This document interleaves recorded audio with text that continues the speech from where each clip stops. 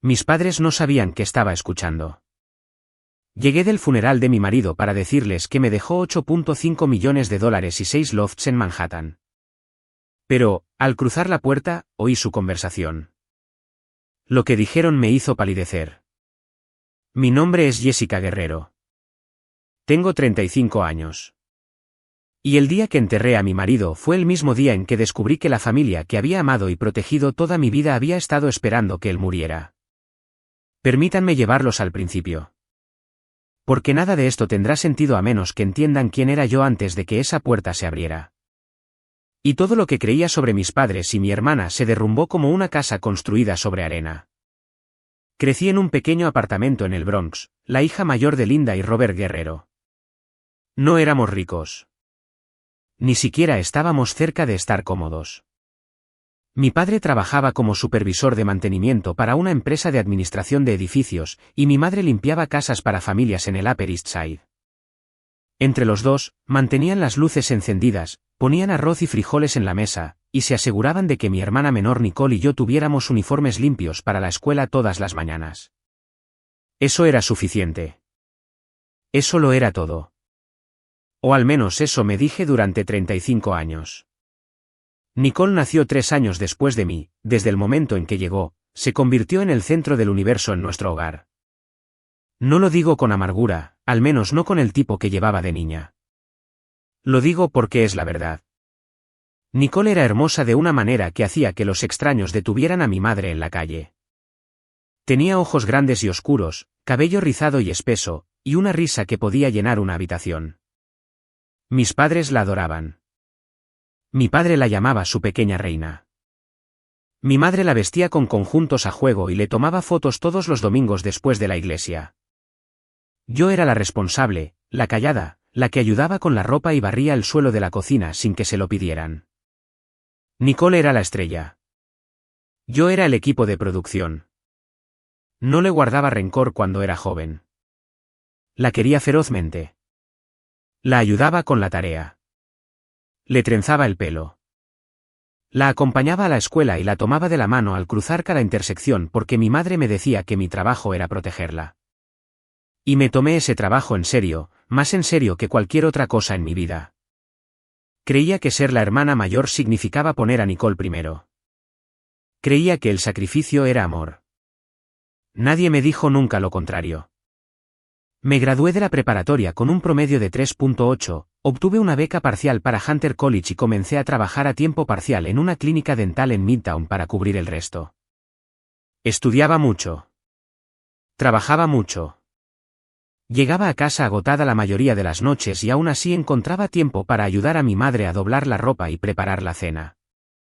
Nicole, mientras tanto, abandonó el Community College después de 2 semestres, comenzó a salir con un chico llamado Brandon, que vendía zapatillas desde un almacén, y regresó a casa a los 6 meses después de que rompieran. Mis padres no dijeron nada. Cuando le pregunté a mi madre por qué Nicole no trabajaba, me miró como si le hubiera pedido que explicara el clima. Dijo, tu hermana está pasando por un momento difícil, Jessica. No seas cruel. Esa frase se quedó conmigo durante años, porque me dijo algo importante sobre mi papel en la familia. No se me permitía luchar. No se me permitía necesitar cosas. Yo era la fuerte, la confiable, la que seguía adelante sin importar qué, porque alguien tenía que hacerlo.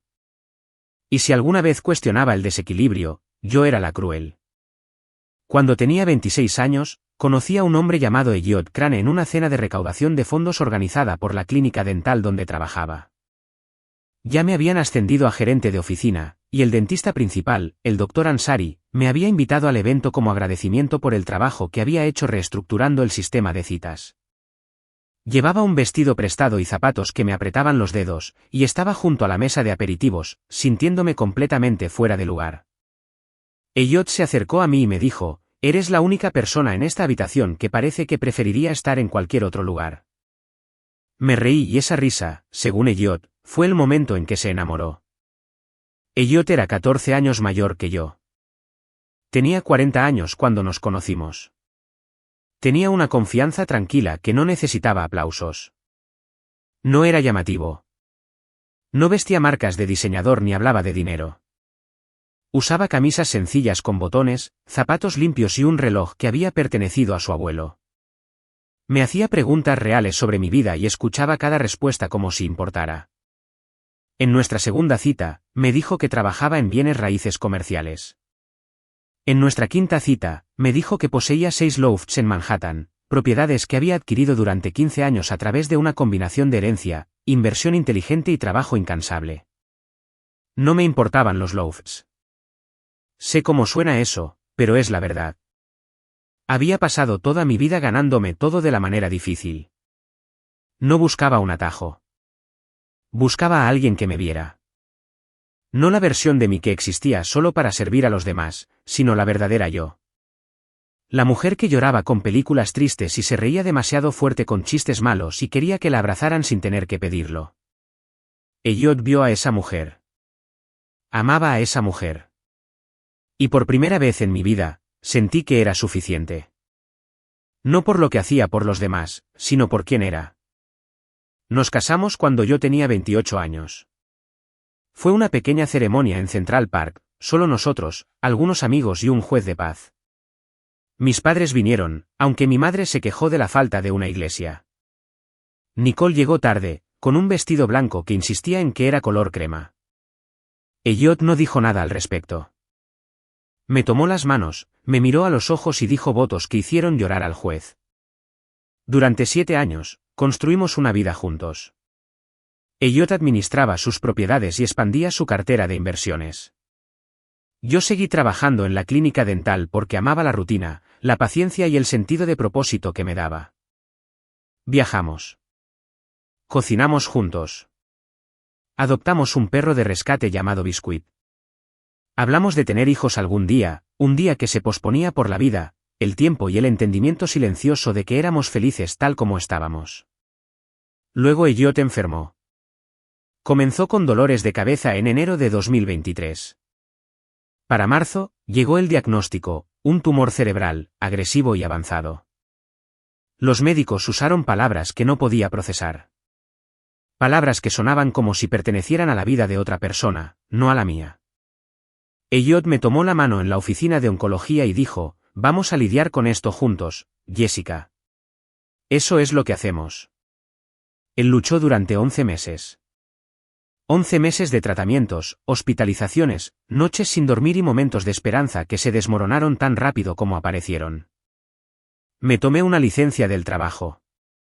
Puse una cama plegable en su habitación del hospital. Le di sopa con una cuchara y le leí libros cuando el dolor era demasiado para que pudiera dormir. Le dije que lo amaba todos los días, a veces 5 o 6 veces, porque estaba aterrorizada de que una de esas veces fuera la última. El 14 de febrero de 2024, fue así. Elliot murió a las 3:47 de la mañana, sosteniendo mi mano. Los monitores se quedaron planos. Una enfermera entró y apagó las máquinas. Me quedé allí durante 40 minutos sosteniendo su mano, incapaz de soltarla. 3 días después, me senté frente a una abogada llamada señora Catherine Miller en su oficina de la Quinta Avenida. Abrió una carpeta y leyó el contenido del testamento de Elliot. Me lo dejó todo. 8.5 millones de dólares en activos líquidos, inversiones y ahorros. 6 lofts en Manhattan, de plena propiedad, con un valor combinado estimado de más de 22 millones de dólares. Una carta dirigida a mí, sellada en un sobrecolor crema con mi nombre escrito de su puño y letra. No abrí la carta ese día. No pude. Agradecí a la señora Miller, firmé los documentos iniciales y salí al frío aire de febrero, sintiendo que llevaba el peso de 2 vidas, una que acababa de terminar y otra que no sabía cómo empezar. El funeral se celebró el 19 de febrero. Fue un servicio discreto. Elliot no tenía mucha familia. Sus padres ya no estaban. Tenía un hermano en Portland que envió flores pero no pudo hacer el viaje. Mis padres vinieron. Nicole vino. Un puñado de amigos y colegas llenaron la pequeña capilla. Llevaba un vestido negro y una sola rosa blanca porque Elliot siempre decía que las rosas blancas le recordaban la primera vez que me vio sonreír. Después del entierro, me quedé en la tumba durante mucho tiempo. Mi madre me tocó el brazo y dijo, ven a casa, Jessica. No deberías estar sola esta noche. Asentí. Estaba de acuerdo. Necesitaba a mi familia. Necesitaba contarles sobre el testamento. No por el dinero, sino porque necesitaba que alguien me abrazara mientras intentaba entender cómo un hombre podía amarme tanto y aún así haberse ido. Así que conduje hasta el apartamento de mis padres en el Bronx, todavía con mi vestido de funeral, todavía llevando el peso del dolor en mi pecho como una piedra. Y fue entonces cuando todo cambió. El edificio donde vivían mis padres no había cambiado en 30 años. La misma fachada de ladrillo descolorida, la misma barandilla de hierro en los escalones delanteros con el desconchón en la pintura cerca de la parte inferior. El mismo sistema de intercomunicación que apenas funcionaba. De esos en los que tenías que presionar el botón 3 veces antes de que alguien escuchara el zumbido arriba. Yo había crecido subiendo esos escalones de 2 en 2, compitiendo con Nicole hasta el tercer piso, mi mochila rebotando en mi espalda. Pero la tarde del 19 de febrero de 2024, los subí lentamente, uno a uno, agarrándome a la barandilla como una anciana. El pasillo del tercer piso olía a pino y a alguien cocinando sofrito.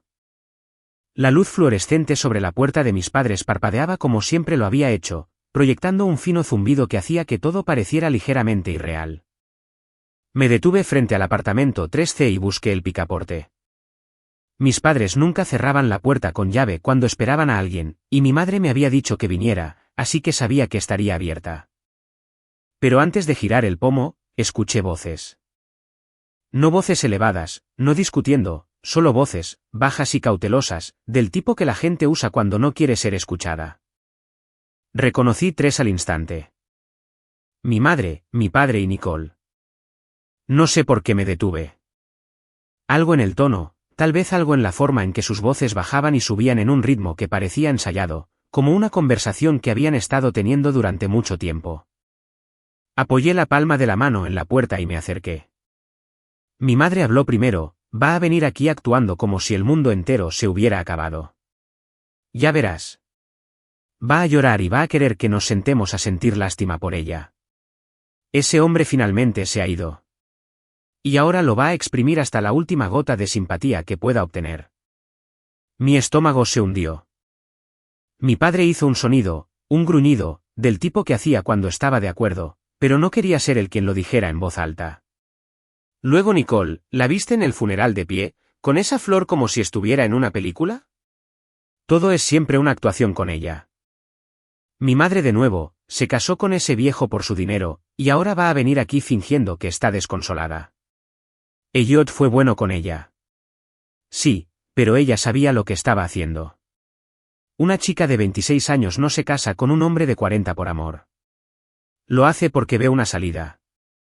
Sentí que el suelo se movía bajo mis pies, no literalmente, sino espiritualmente. Algo dentro de mí se rompió y todo el aire se escapó. Nicole se rió suavemente. La pregunta es, ¿cuánto le dejó? Porque, ya sabes, le dejó algo. Ese hombre tenía propiedades por todas partes. Ella solía hablar de esos lofts como si fueran catedrales. Mi padre finalmente habló, con voz baja y firme. Si consiguió dinero, tiene que compartirlo. Eso es lo que hace la familia. La criamos. La alimentamos. Nos debe. Nos debe todo. Mi madre añadió, limpié inodoros para que pudiera ir a la universidad. Tu padre se rompió la espalda durante décadas. ¿Y qué hizo ella alguna vez por nosotros? Se casó con un hombre rico y desapareció en Manhattan como si fuera demasiado buena para nosotros. Me aparté de la puerta. Mis manos temblaban. Sentía el pecho como si unas manos invisibles lo estuvieran apretando. Apoyé la espalda contra la pared del pasillo y cerré los ojos, tratando de respirar, tratando de procesar las palabras que acababan de reorganizar todo lo que creía saber sobre mi familia. No estaban preocupados por mí. No estaban de luto conmigo. Estaban calculando. Estaban sentados en ese apartamento el día que enterré a mi marido, hablando de dinero, de lo que les debía. De cómo me había casado con Elliot por ganancias financieras. De cómo mi dolor era una actuación. 35 años de ser la hija hermosa. 35 años de ponerlos primero, de darles dinero de cada cheque de pago, de enviar víveres, de pagar reparaciones en el apartamento, de cubrir las facturas médicas de mi madre cuando necesitó una cirugía de vesícula biliar en 2019. Y esto era lo que realmente eran a puerta cerrada. Quería irme. Cada parte racional de mí me decía que me diera la vuelta, que bajara esas escaleras, que me subiera a mi coche y que volviera al apartamento del West Village que Elliot y yo habíamos compartido. Pero otra parte de mí, la parte que había estado silenciada toda mi vida, dijo que no. Esa parte dijo, entra. Esa parte dijo, ponte ahí y míralos a los ojos y averigua cuán profundo llega esto. Así que abrí la puerta. El apartamento era pequeño. Una sala de estar conectada directamente a la cocina, separada por un tabique a media altura con una encimera de formica donde mi madre solía estirar la masa para las empanadas. La televisión estaba encendida pero silenciada. Había 3 tazas de café en la mesa de la cocina y un plato de pan dulce que nadie había tocado. Mi madre estaba sentada en su silla habitual, la del cojín de ganchillo. Mi padre estaba apoyado en la encimera. Nicole estaba sentada en el brazo del sofá con su teléfono en la mano, las piernas cruzadas, con jeans y un top corto que no tenía por qué estar en ninguna reunión relacionada con un funeral. Todos me miraron cuando entré, y observé el cambio en tiempo real. La tensión en las expresiones, la suavidad en los ojos, la actuación de preocupación encajando como una máscara. Mi madre se levantó y abrió los brazos. Jessica, mi hija, ven aquí. Te estábamos esperando. No me moví. Me quedé en el umbral con el abrigo puesto y el bolso colgado al hombro y los ojos secos como una piedra. Los oí, dije. La habitación se quedó en silencio. Mi madre bajó los brazos. ¿Qué quieres decir? Estaba fuera de la puerta. Oí lo que dijeron. Los 3. Nicole descruzó las piernas y se sentó más erguida. Mi padre miró al suelo a sus zapatos. Mi madre abrió la boca, la cerró y la volvió a abrir. Estabas escuchando en la puerta, dijo, y ahí estaba, la desviación, el reenfoque instantáneo. Yo era la que había hecho algo mal al escuchar la verdad. Estaban hablando de mí el día que enterré a mi marido, dije. Mi voz era firme, más firme de lo que esperaba. Lo llamaron, ese viejo. Dijeron que me casé con él por dinero. Dijeron que mi dolor es una actuación. Dijeron que les debo. Nicole exhaló por la nariz. Lo estás sacando de contexto, Jessica. No hay contexto que haga que esté bien decir lo que dijeron. Mi padre se apartó de la encimera. Jessica, siéntate. Hablemos de esto como adultos. Estoy hablando como una adulta, dije. Soy la única en esta habitación a la que se le ha pedido que actúe como tal. Mi madre se volvió a sentar lentamente, con la mandíbula tensa. Podía verla calculando no emociones, sino ángulos. Estaba decidiendo cómo dirigir la conversación, cómo convertir esto en una situación en la que ella fuera la víctima y yo la hija ingrata que causaba una escena. Solo estábamos hablando, dijo. Las familias hablan. No quisimos decir nada con eso.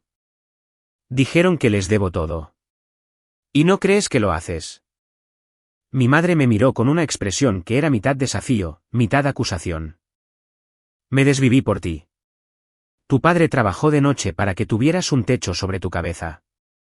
¿Crees que todo eso fue gratis? No fue gratis, dije. Fue paternidad. Eso es lo que hacen los padres. Crían a sus hijos. No llevan un libro de contabilidad. Nicole se levantó del sofá. Aquí vamos. Santa Jessica, siempre en su pedestal. ¿Crees que eres mejor que nosotros porque vives en Manhattan y tu marido usaba relojes bonitos? Mi marido está muerto, Nicole. Lo enterré hace 4 horas. La frase cayó como un ladrillo lanzado a través de un cristal. Por un momento, nadie habló. Incluso Nicole tuvo la decencia de desviar la mirada, pero mi madre se recuperó rápidamente. Siempre lo hacía. Somos tu familia, Jessica. Lo que se dijo en privado. No deberías haber estado escuchando y no deberías venir aquí actuando como si fuéramos el enemigo cuando somos los que hemos estado aquí para ti toda tu vida. La miré, y por primera vez en mi vida, la vi con claridad, no como mi madre, no como la mujer que se había sacrificado por mí, sino como una mujer que había llevado la cuenta de cada sacrificio y planeaba cobrar la deuda cuando fuera el momento adecuado. Y el momento, aparentemente, fue el día en que murió mi marido. Vine aquí para decirles algo, dije. Vine aquí porque quería compartir algo importante con mi familia. Pero ahora me doy cuenta de que lo que yo llamo familia y lo que ustedes llaman familia son dos cosas muy diferentes. Mi padre dio un paso adelante. ¿Qué querías decirnos? Pude verlo en sus ojos. La curiosidad, el hambre, la anticipación apenas disimulada. Quería saber sobre el dinero. Todos lo querían. Por eso estaban susurrando. Por eso se habían reunido, no para consolarme, no para llorar conmigo, sino para posicionarse. Elliot me lo dejó todo, dije en voz baja. 8.5 millones de dólares en activos líquidos, 6 loafs en Manhattan y una carta que aún no he abierto porque no puedo dejar de llorar el tiempo suficiente para leerla. El silencio que siguió fue lo más ruidoso que jamás había escuchado. Mi madre se cubrió la boca con la mano. Los ojos de Nicole se abrieron. Mi padre enderezó la espalda como un hombre al que acababan de decir que había ganado la lotería. 8.5 millones, susurró Nicole. Y 6 loafs, repitió mi madre, con voz suave y reverente como si estuviera rezando. Los miré a los tres y sentí que algo cambiaba dentro de mí, algo permanente. No van a obtener nada de eso, dije, y me di la vuelta y salí por la puerta. El viaje de regreso al West Village tomó 40 minutos. No recuerdo la mayor parte. Recuerdo el brillo rojo de las luces traseras en la autopista y el sonido de los limpiaparabrisas aunque no estaba lloviendo. Debo haberlos encendido por accidente. Recuerdo estacionar en el garaje subterráneo del edificio y quedarme en el coche con el motor apagado durante mucho tiempo, mirando la pared de concreto frente a mí. Biscuit me esperaba cuando abrí la puerta del apartamento. Era un beagle mestizo de 12 años con el hocico gris y problemas de cadera, y se pegó a mis piernas como siempre lo hacía cuando sentía que me estaba desmoronando. Me senté en el suelo de la entrada y lo abracé, con la cara enterrada en el pelaje de su cuello, y lloré. Lloré por Elliot. Lloré por la familia que creía tener. Lloré por la mujer que había sido esa mañana. La que todavía creía que sus padres la amaban sin condiciones. El apartamento estaba en silencio. Era un loft de 2 habitaciones en el cuarto piso. Ladrillo visto, techos altos, amplias ventanas que daban a la calle de abajo. Elliot lo había comprado en 2006, mucho antes de que nos conociéramos. Estaba lleno de sus cosas, sus libros, sus discos, sus gafas de lectura en la mesa auxiliar, un crucigrama a medio terminar en la mesa de café con un bolígrafo enganchado al borde. Todo olía a él. Cedro y café. No podía decidir si ese olor era un consuelo o una crueldad. Me senté en la isla de la cocina y coloqué el sobrecrema de la señora Miller en la encimera. La carta de Elliot. La había estado llevando en mi bolso durante 5 días, sin abrir. No estaba lista. Temía que una vez que la leyera, lo último que él me había dejado que decir se agotaría y nunca más habría nada nuevo de él. Pero esa noche, después de lo que sucedió en el apartamento de mis padres, necesitaba su voz. Necesitaba escuchar a la única persona que nunca había llevado la cuenta. Deslicé mi dedo por debajo del sello y desplegué la única hoja de papel que había dentro. Su letra temblaba, escrita durante las últimas semanas cuando sus manos temblaban y su visión se nublaba, pero cada palabra era legible porque Elliot era el tipo de hombre que lucharía a través de cualquier cantidad de dolor para asegurarse de que su mensaje fuera claro. La carta decía: Jessica, si estás leyendo esto, entonces me he ido y lamento dejarte. Quiero que sepas que los 7 años que pasé contigo fueron los mejores años de mi vida. No me salvaste. No me arreglaste. Simplemente me amaste de una manera que hizo que el mundo tuviera sentido. Te dejo todo lo que tengo. No porque crea que el dinero puede reemplazar lo que teníamos, sino porque quiero que seas libre. Libre para vivir. Libre para elegir. Libre para dejar de cargar el peso de personas que nunca aprendieron a cargar el suyo. Eres más fuerte de lo que sabes. Eres más amable de lo que deberías ser. Y mereces una vida donde tú seas lo primero, no lo último. No dejes que nadie te quite esto. Ni por culpa. Ni por obligación. Ni por amor. Eso nunca fue realmente amor. Construye algo hermoso, Jessica. Eso es todo lo que pido. Siempre tuyo, Elliot. Leí la carta 3 veces. Luego la doblé cuidadosamente, la volví a colocar en el sobre y la dejé en la encimera.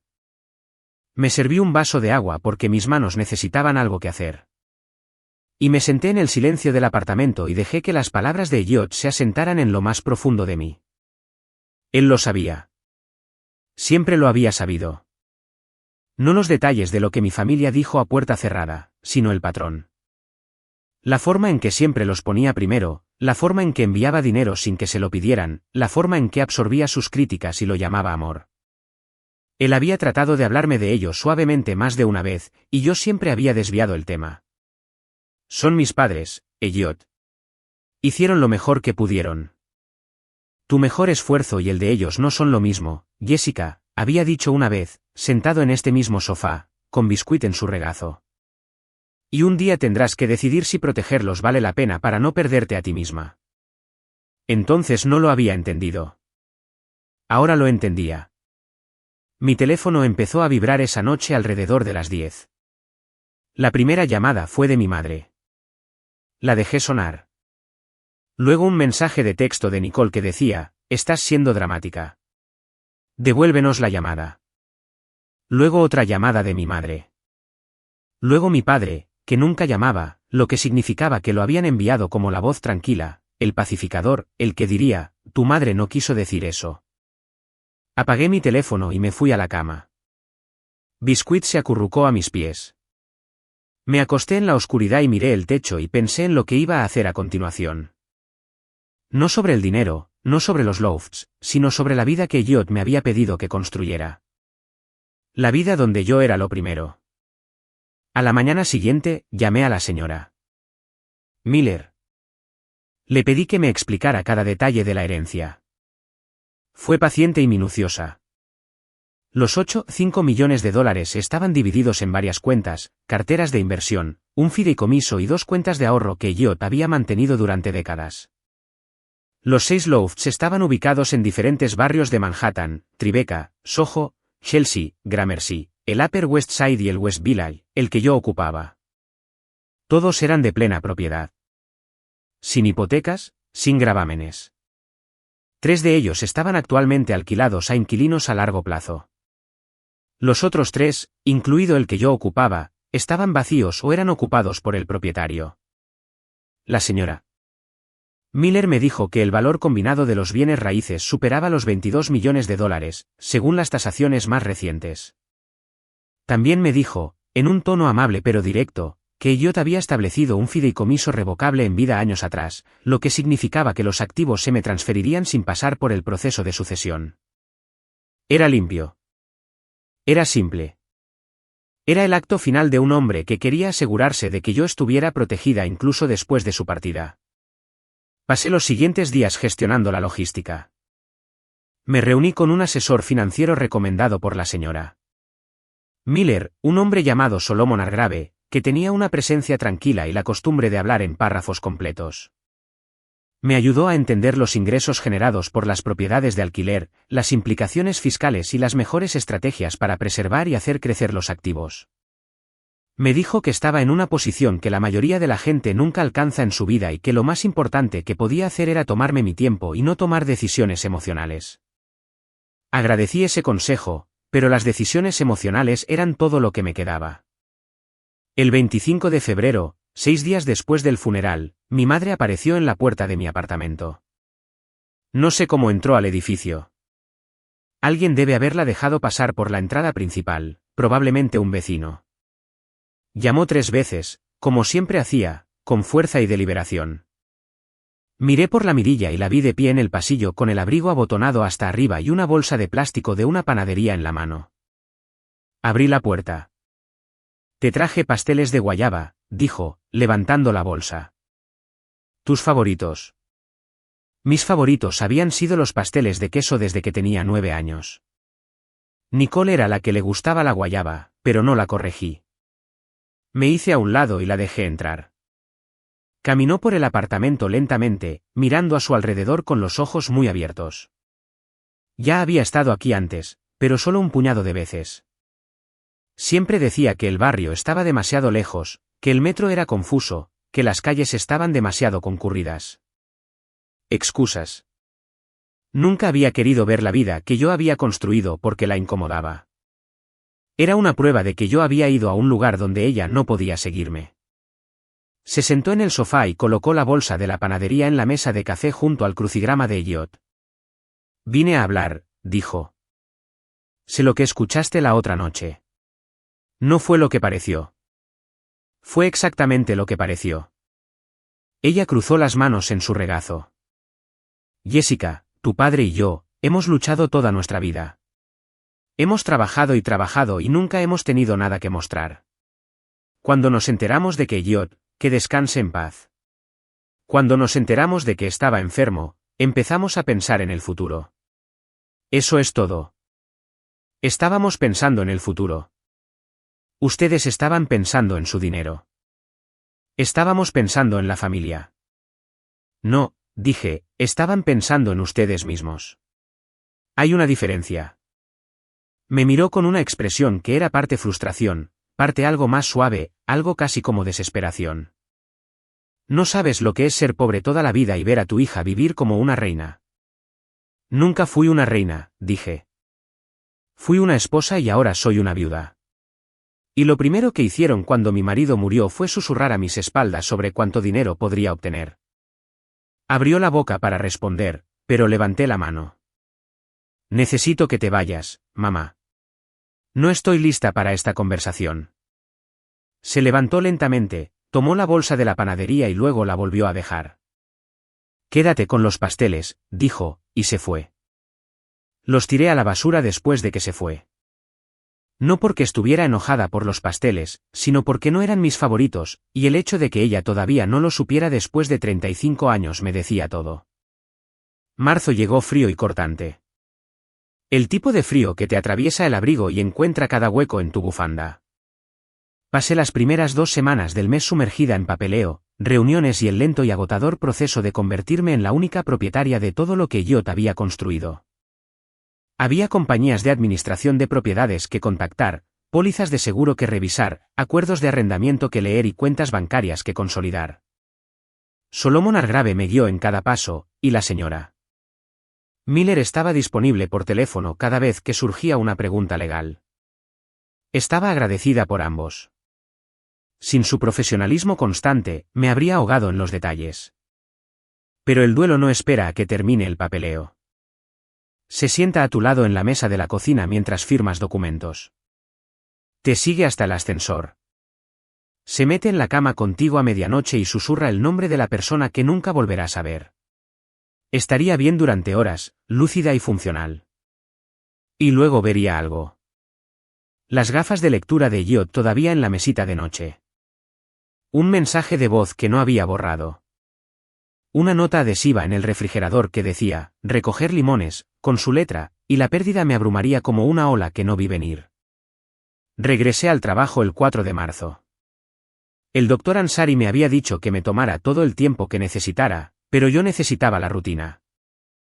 Necesitaba programar citas y saludar a los pacientes y organizar archivos porque esas pequeñas tareas me recordaban que todavía era una persona con una vida, no solo una mujer en un apartamento vacío rodeada de las pertenencias de un hombre muerto. El personal me dio la bienvenida con flores y una tarjeta que todos habían firmado. Puse las flores en mi escritorio y leí la tarjeta 3 veces porque la amabilidad de casi extraños se sentía más genuina que cualquier cosa que mi familia me hubiera ofrecido. Durante esa primera semana de regreso al trabajo, Nicole me llamó 2 veces. No respondí ninguna de las 2. Envió un mensaje de texto el miércoles que decía, sé que estás molesta, pero estás exagerando. Llámame. Miré el mensaje de texto durante mucho tiempo, sentada en la sala de descanso con una taza de café frío en la mano, y luego lo borré. El viernes, 8 de marzo, se presentó en la clínica dental. Estaba en la recepción revisando el horario de la tarde cuando la puerta se abrió y Nicole entró con gafas de sol grandes, una chaqueta de cuero y lápiz labial rojo. Escaneó la sala de espera como si estuviera entrando en una discoteca, luego fijó sus ojos en mí a través de la ventana de la recepción. «Podemos hablar», dijo. «Estoy en el trabajo, Nicole. Solo tomará un minuto». Miré a los pacientes en la sala de espera, un anciano leyendo una revista y una joven madre con un niño en su regazo. No quería una escena. Le dije a mi compañera de trabajo Megan que regresaría enseguida. Tomé mi abrigo y salí. Nos quedamos en la acera frente al edificio, el aire frío mordiéndome la cara. Nicole se cruzó de brazos y se apoyó en la pared de ladrillo. «Nos estás ignorando», dijo. «Necesito espacio». ¿Espacio de tu familia? ¿En el momento más difícil de tu vida? Eso no tiene sentido, Jessica. Tiene perfecto sentido cuando mi familia es la razón por la que es más difícil. Dejó caer los brazos. Mira, lo que mamá y papá dijeron no fue genial. Lo entiendo. Pero estás actuando como si hubiéramos cometido algún tipo de crimen. La gente se desahoga. La gente dice cosas tontas. Eso no significa que no te amemos. ¿Me amas?, pregunté. No era retórico. Genuinamente quería saberlo. Claro que te amo. Eres mi hermana. Entonces, ¿por qué te reíste cuando mamá llamó a mi marido, ese viejo? Nicole parpadeó. No me reí. Sí te reíste. Y llamaste a mi dolor una actuación. Miró hacia la acera. Un camión de reparto pasó, haciendo vibrar el pavimento bajo nuestros pies. Solo estaba siguiendo la conversación, dijo en voz baja. ¿Sabes cómo es mamá? Ella se embala y tú simplemente. ¿Estás de acuerdo porque es más fácil? ¿Más fácil para quién? Para todos. No para mí, nunca para mí. Me miró y por un breve momento vi algo real en su expresión. No culpa exactamente, pero reconocimiento. La vaga conciencia de que había sido cómplice de algo feo y no tenía idea de cómo deshacerlo. ¿Qué quieres que diga, Jessica? No quiero que digas nada. Quiero que entiendas lo que hiciste, y no creo que seas capaz de eso ahora mismo. Se puso rígida. ¿Crees que soy estúpida? Creo que nunca has tenido que enfrentar una consecuencia en tu vida y no sabes qué hacer cuando alguien finalmente te pone un espejo. Eso dolió mucho. Observé cómo la suavidad se drenaba de su rostro y la actitud defensiva regresaba, familiar y practicada. Siempre has pensado que eras mejor que yo, dijo. Incluso antes de Elliot, incluso antes del dinero, caminabas por ese apartamento como una mártir, doblando la ropa y cocinando la cena y actuando como si el resto de nosotros estuviéramos por debajo de ti. Yo era una niña, Nicole. Era una niña haciendo el trabajo de una adulta porque nadie más lo hacía. Y ahora eres rica y nosotros seguimos en el Bronx si quieres castigarnos por ser honestos sobre cómo se siente eso. ¿Honesto? Di un paso más cerca. No hay nada honesto en lo que dijiste. No dijiste, estoy luchando y necesito ayuda. Dijiste, se casó con él por dinero y nos debe. Eso no es honestidad. Eso es derecho. Nicole se enderezó, se ajustó las gafas de sol en la cabeza y me miró con una expresión que había visto cientos de veces antes. La mirada de una mujer que estaba acostumbrada a ser perdonada. Bien, dijo. Sé así. Pero cuando estés sentada sola en ese gran apartamento vacío sin familia, recuerda que tú elegiste esto. Se dio la vuelta y se alejó, sus botas haciendo clic en el concreto, su chaqueta de cuero atrapando el viento. La vi irse, y no sentí la necesidad de perseguirla. Por primera vez en mi vida, dejé que Nicole se fuera sin correr tras ella para arreglar las cosas. Volví adentro, me disculpé con Megan por salir y terminé mi turno. Esa noche, me fui a casa, alimenté a Biscuit, calenté la sopa que me había sobrado y me senté en la isla de la cocina con un cuaderno. Había empezado a escribir un diario después del funeral, algo que me había sugerido la consejera de duelo a la que había empezado a ver, una mujer llamada doctora Laura Stone. Dijo que escribir ayudaba a procesar emociones que eran demasiado grandes para contenerlas. Tenía razón. Esa noche, escribí sobre Nicole. Escribí sobre el patrón que había definido toda nuestra relación. Ella hacía algo hiriente. Yo me sentía herida. Ella lo minimizaba. Yo eventualmente la perdonaba porque mantener la paz se sentía más importante que mantener mi dignidad. Y el ciclo volvía a empezar. Cada vez quitándome un poco más y sin devolverme nada. ¿La doctora?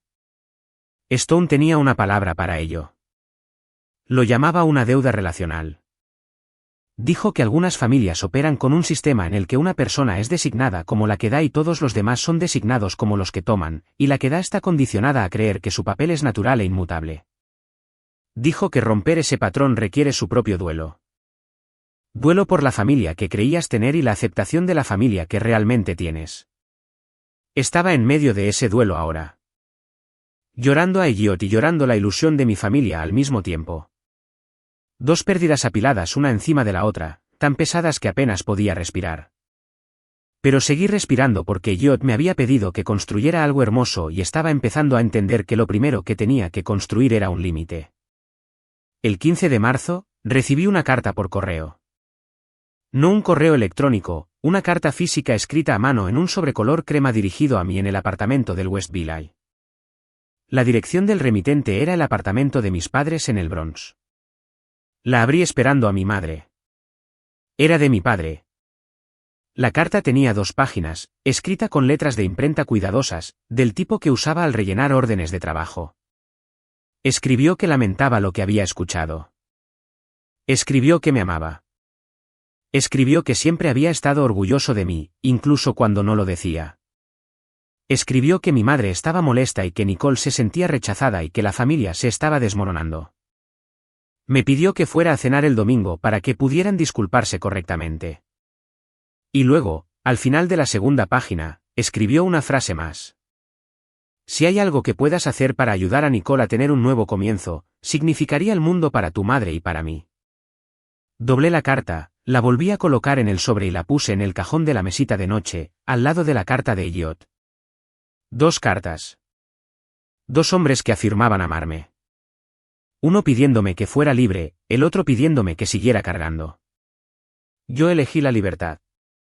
A finales de marzo, había rechazado 3 llamadas más de mi madre, 2 mensajes de texto de Nicole y un mensaje de voz de mi padre que duró 4 minutos y decía esencialmente lo mismo que su carta, solo que con más pausas y una respiración más pesada. No era un hombre que hablara fácilmente de sentimientos, y podía escuchar la incomodidad en su voz, el esfuerzo por sonar sincero, mientras también entregaba un mensaje que había sido escrito por mi madre. No era desalmada. Quiero que eso quede claro. Cortar a tu familia, incluso temporalmente, no es algo que se haga sin dolor. Cada llamada ignorada se sentía como una pequeña herida. Cada mensaje de texto borrado tenía peso. Me quedaba despierta por la noche reviviendo conversaciones de la infancia, buscando pruebas de que estaba equivocada, de que mis padres realmente me amaban sin condiciones, de que lo que escuché fuera de esa puerta era una anomalía y no un patrón. Pero cada vez que seguía el hilo de la memoria, terminaba en el mismo lugar. De pie en la cocina a los 12 años, lavando platos mientras Nicole veía la televisión, de pie en una oficina de ayuda financiera a los 18, rellenando formularios sola porque mis padres decían que no entendían el papeleo. Entregándole a mi madre un sobre con dinero en efectivo de mi primer cheque de pago a tiempo completo mientras ella lo contaba delante de mí y decía, esto ayudará, pero el próximo mes intenta que sea más. El patrón era la prueba. No un momento, sino cientos de ellos apilados uno encima del otro como ladrillos en una pared que había construido alrededor de mí misma y llamé amor. ¿La doctora? Stone me ayudó a ver eso. Nos reuníamos todos los martes por la tarde en su oficina en la calle 72 Este, una habitación pequeña y cálida con plantas en la ventana y una máquina de ruido que reproducía suaves sonidos de lluvia. Nunca me dijo qué hacer. Hacía preguntas.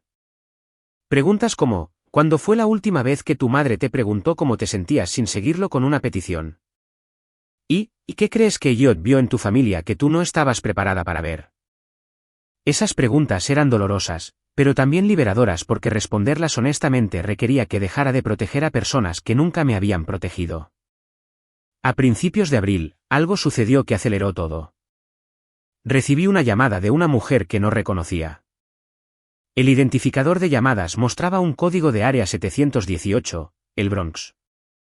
Respondí porque pensé que podría estar relacionado con la compañía de administración de propiedades. «Es Jessica», dijo la voz. Era una mujer mayor con un ligero acento.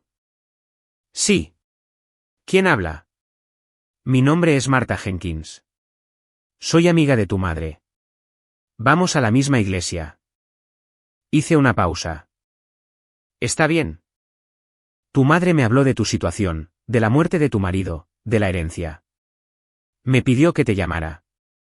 Cerré los ojos. «¿Te pidió que me llamaras?» «Ella está muy preocupada por ti, Jessica. Dice que no hablas con la familia. Dice que has alejado a todos. Cree que estás sufriendo una especie de crisis». Le contó lo que dijo de mí el día del funeral. Silencio. Y mencionó que hubo un malentendido. No hubo ningún malentendido, señora Jenkins. Mi madre dijo, delante de mi padre y mi hermana, que me casé con mi marido por dinero y que mi dolor era una actuación. Dijo estas cosas el día que lo enterré. Y ahora está llamando a amigos de la iglesia para presionarme a que regrese para que ella pueda fingir que nada de eso sucedió. Otro largo silencio. No sabía todo eso. Lo siento. Por favor, no me vuelva a llamar. Colgué y me senté en el borde de la cama durante mucho tiempo. La audacia de eso me dejó aturdida. Mi madre había ido a su comunidad de la iglesia y había contado una versión de la historia que la pintaba como la madre preocupada y a mí como la hija desquiciada, y había reclutado a una extraña para que hiciera su trabajo por ella. Era manipulación disfrazada de preocupación. Era control disfrazado de amor. Llamé a la señora Miller esa tarde y le hice una pregunta legal. Quería saber si algún miembro de mi familia tenía un reclamo legal sobre la herencia de Elliot. Me dijo que no. El testamento era claro. El fideicomiso era hermético. Elliot me había nombrado específicamente como la única beneficiaria. Nadie más tenía derecho. También me dijo, en un tono amable pero directo, que si estaba experimentando presión de miembros de la familia con respecto a la herencia, podría considerar documentar esas interacciones. Le agradecí y comencé a llevar registros. Cada llamada, cada mensaje de texto, cada mensaje de voz, cada visita. Anoté fechas, horas y el contenido de cada interacción en un cuaderno que guardaba en el cajón de la mesita de noche justo al lado de las dos cartas. Abril avanzó. Los árboles a lo largo de las calles del West Village comenzaron a florecer. Biscuit y yo dábamos largos paseos por las mañanas, lentos debido a sus caderas, pero constantes, y comencé a notar la belleza de nuevo. La forma en que la luz del sol golpeaba los edificios de piedra rojiza, el sonido de alguien tocando el piano a través de una ventana abierta, el olor a pan de la panadería de la esquina. Elliot había amado todas estas cosas. Me las señalaba durante nuestros paseos, apretándome la mano y diciendo, ¿ves eso, Jessica? Eso es lo bueno. Nunca dejó de notar lo bueno. Yo lo intentaba. Todos los días lo intentaba. El 19 de abril, exactamente 2 meses después del funeral, recibí un mensaje de Nicole que era diferente a los demás. No era defensivo. No era despectivo. Era desesperado. Necesito ayuda. Estoy en problemas. Por favor, llámame. Miré el mensaje durante mucho tiempo. Mi primer instinto fue llamar inmediatamente. Ese instinto tenía décadas, arraigado en mí desde la infancia. Nicole te necesita. Deja todo. Arréglalo. Protégela. Pero la doctora Stone me había enseñado algo importante. Dijo que cuando alguien que tiene un patrón de usarte de repente pide ayuda, la pregunta no es si la necesita. La pregunta es si ha hecho algo para recuperar la confianza que rompió. Nicole no lo había hecho. No se había disculpado. No había reconocido lo que dijo. No había preguntado por mi dolor. No había mencionado a Elliot por su nombre en ninguno de sus mensajes. Solo había hablado de la distancia entre nosotros como algo que yo estaba causando, algo que yo estaba infligiendo a la familia, como si mis límites fueran un arma y no un escudo. Así que hice algo que nunca había hecho antes. Lo sopesé. No respondí de inmediato. No me apresuré. Me senté con la incomodidad, la culpa y el miedo de que algo terrible realmente pudiera estar mal. Y esperé 24 horas. Al día siguiente, le respondí por mensaje de texto. ¿Qué clase de problema? Nicole me llamó en 30 segundos. Me desalojaron, dijo. Su voz era tensa, mitad enojada, mitad en pánico. Brandon volvió y estábamos viviendo juntos de nuevo y dejó de pagar su mitad del alquiler hace 3 meses y el propietario presentó el papeleo y ahora tenemos 30 días. ¿Dónde está Brandon ahora? ¿Se fue? Se llevó sus cosas y desapareció. No puedo contactarlo. ¿Tienes ahorros, Jessica? Sabes que no tengo ahorros. ¿Tienes trabajo? He estado haciendo algunas cosas como freelance, publicaciones en redes sociales para una boutique en Soho. No es estable. ¿Has hablado con mamá y papá? Ellos no tienen dinero, Jessica. Lo sabes. Ahí estaba. La razón de la llamada. No porque quisiera reconectar. No porque lo lamentara, sino porque necesitaba dinero y yo era quien lo tenía. No puedo ayudarte ahora mismo, Nicole. ¿No puedes o no quieres? Ambas cosas. Hizo un sonido que era mitad risa, mitad sollozo. Tienes 8.5 millones de dólares y 6 apartamentos, y no puedes ayudar a tu propia hermana a evitar quedarse sin hogar. No te vas a quedar sin hogar. Tienes opciones. Puedes volver a vivir con mamá y papá. Puedes buscar una compañera de piso. Puedes solicitar ayuda. Necesito ayuda de verdad, Jessica. No una charla. Lo que necesitas es dejar de esperar que te rescate cada vez que tu vida se desmorona. Ese no es mi trabajo. ¿Nunca lo fue? Se quedó en silencio por un momento. Luego dijo con voz pequeña y fría, Elliot se avergonzaría de ti. La línea se cortó. Dejé el teléfono y apoyé las palmas de las manos sobre la encimera. Mis manos temblaban. No porque sus palabras dolieran, aunque sí lo hicieron, sino porque había usado el nombre de mi marido muerto como un arma, y la mujer que solía ser la habría vuelto a llamar y se habría disculpado. La mujer en la que me estaba convirtiendo no lo hizo. Llegó mayo, y con él una decisión que se había estado formando en mi mente durante semanas. Iba a dejar la clínica dental, no porque no amara el trabajo, sino porque la vida que Elliot me había dejado exigía atención, y no podía darle el enfoque que merecía mientras programaba endodoncias y gestionaba reclamaciones de seguros. Las propiedades de alquiler por sí solas requerían decisiones de gestión, comunicaciones con inquilinos, coordinación de mantenimiento y planificación a largo plazo. Había estado confiando en la compañía de administración de propiedades existente, una firma llamada Calvel & Pratt, pero estaba empezando a darme cuenta de que necesitaba entender cada aspecto del negocio yo misma antes de poder confiar en que alguien más lo llevara. Le di 4 semanas de aviso al Dr. Ansari el 1 de mayo. Fue amable al respecto. Dijo que siempre supo que yo estaba destinada a algo más que una recepción, y me deseó lo mejor con un apretón de manos que se prolongó un segundo más de lo habitual. Entrené a mi reemplazo, una joven llamada Iris, que me recordaba un poco a mí misma a los 22 años. Ansiosa, minuciosa y ligeramente nerviosa, le dije que lo más importante del trabajo era recordar que cada paciente que entraba por la puerta estaba asustado, incluso si no lo mostraba. Y que la amabilidad era la mejor herramienta que jamás tendría. En mi último día, el personal me ofreció un pequeño almuerzo en la sala de descanso. Había un pastel con mi nombre y una tarjeta firmada por todos, incluidos 3 pacientes que habían estado viniendo a la clínica durante más de una década. Lloré, no el llanto desgarrador, sino el llanto silencioso, las lágrimas que vienen cuando estás cerrando un capítulo y no sabes si el siguiente será tan seguro. Ese fin de semana, comencé lo que en privado llamé mi educación.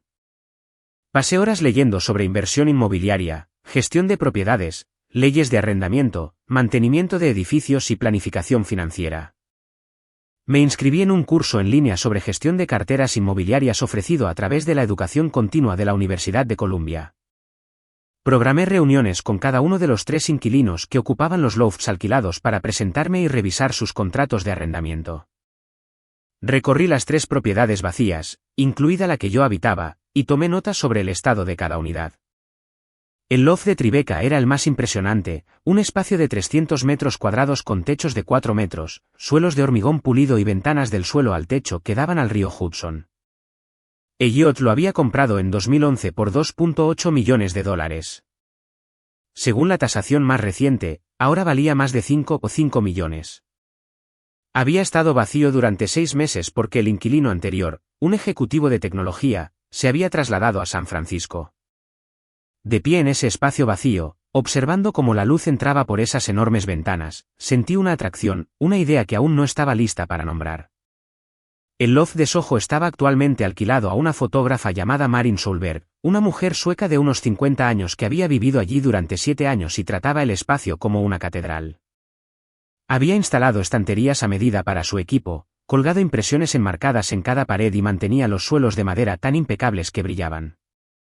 Cuando la conocí, me estrechó la mano con firmeza y dijo, su marido fue un buen propietario.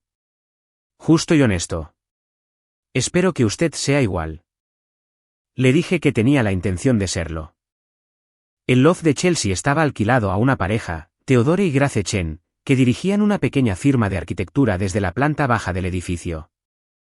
Eran cálidos y profesionales, y habían sido inquilinos durante 9 años. Theodore me dijo que Elliot les había dado un respiro con el alquiler durante la pandemia en 2020, condonando 2 meses por completo sin que se lo pidieran. Dijo, nadie debería perder su medio de vida porque el mundo se enfermó. Theodore me dijo, nunca lo olvidé. Escuchar historias sobre Elliot de personas que lo conocían de maneras que yo no conocía, como propietario, vecino, empresario, me llenó de un complicado tipo de orgullo. Él había construido algo bueno, algo decente, y había confiado en mí para continuarlo. El loft de Gramercy estaba alquilado a una profesora jubilada llamada señora Eleanor Reed, que tenía 81 años y había vivido en el edificio desde antes de que Elliot comprara la unidad. Su contrato de arrendamiento incluía una cláusula que Elliot había añadido personalmente garantizando que su alquiler nunca aumentaría más del 2% anual durante el resto de su vida. Cuando leí esa cláusula, me senté en el coche y lloré durante 10 minutos. Ese era Elliot. Ese era el hombre con el que me casé. No un empresario, un ser humano. El loft del Upper West Side estaba vacío y necesitaba renovación. La cocina estaba anticuada. Los accesorios del baño estaban corroídos y había que reemplazar el suelo. Pedí 3 presupuestos a contratistas y comencé a planificar una renovación que modernizaría el espacio conservando el carácter original del edificio. Era el tipo de proyecto que Elliot habría amado, y me lancé a él con una energía que me sorprendió. El loft del West Village, mi hogar, era el que menos pensaba y el que más sentía. Cada habitación guardaba un recuerdo. La cocina donde Elliot me enseñó a hacer risotto. La sala de estar donde bailamos lento en la víspera de Año Nuevo sin música. El dormitorio donde le tomé la mano durante las peores noches. Cuando la medicación para el dolor no era suficiente y todo lo que podía hacer era susurrar, estoy aquí. No me voy a ir a ninguna parte. No estaba lista para cambiar nada en ese apartamento. No estaba lista para reorganizar los muebles o guardar sus pertenencias. No estaba lista para dejar de ver sus gafas de lectura en la mesita de noche todas las mañanas. Pero estaba aprendiendo a vivir junto al dolor en lugar de debajo de él. A mediados de mayo, recibí una llamada telefónica que me sorprendió. Era de una mujer llamada Brenda Davis, una prima de mi madre con la que no había hablado en años. Brenda vivía en Nueva Jersey y siempre había sido amable conmigo cuando era joven, trayéndome libros de ventas de garaje y diciéndome que era la chica más inteligente que conocía. Jessica, espero no estar extralimitándome, dijo. Pero tu madre ha estado llamando a todo el mundo. Le dijo a toda la familia que heredaste millones y los cortaste. Está diciendo a la gente que eres egoísta y desagradecida. Exhalé lentamente. ¿Qué está diciendo exactamente? Está diciendo que Elliot te dejó todo y te negaste a ayudar a tu hermana que está a punto de quedarse en la calle. Está diciendo que le has dado la espalda a la familia que te crió. Está diciendo que ya no eres la misma persona. Tiene razón en lo último, dije. Ya no soy la misma persona, y eso es porque finalmente dejé de fingir que ser utilizada es lo mismo que ser amada. Brenda se quedó en silencio por un momento.